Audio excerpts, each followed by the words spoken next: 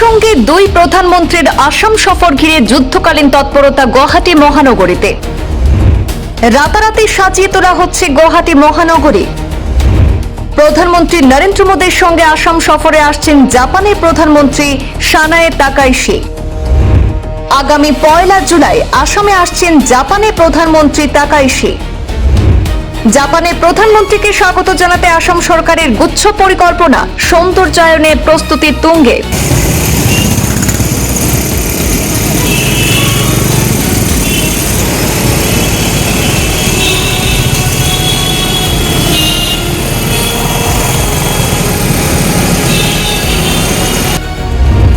জাপানের প্রধানমন্ত্রীর সঙ্গে মোদীর বৈঠক অনুষ্ঠিত হবে আসামে। উপকৃত হতে পারে রাজ্য।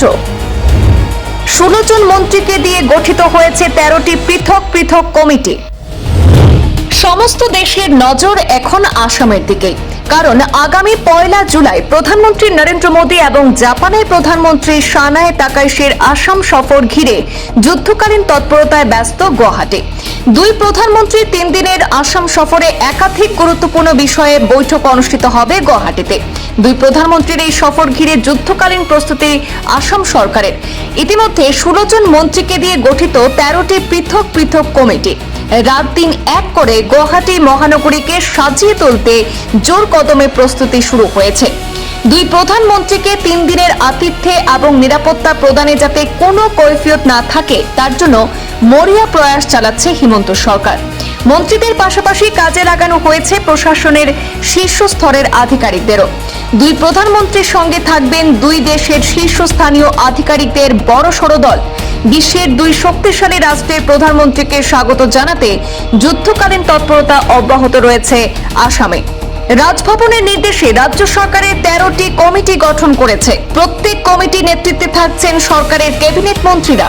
দুই প্রধানমন্ত্রীর সফরে বিমানবন্দরের দায়িত্ব দেওয়া হয়েছে মন্ত্রী চরণ বড়কে। সাংস্কৃতিক কার্যসূচির দায়িত্ব পেয়েছেন মন্ত্রী বিমল বরা এবং মন্ত্রী পীযূষ হাজারিকা। গুয়াহাটি মহানগরীকে সাজিয়ে তোলার দায়িত্ব পেয়েছেন মন্ত্রী রনোজ পেগু। দুই দেশের প্রধানমন্ত্রীর বৈঠক অনুষ্ঠিত হওয়ার জন্য নির্দিষ্ট করা অভিজাত হোটেলের ব্যবস্থাপনা সমিতির নেতৃত্বে থাকবেন মন্ত্রী নীলিমা দেবী।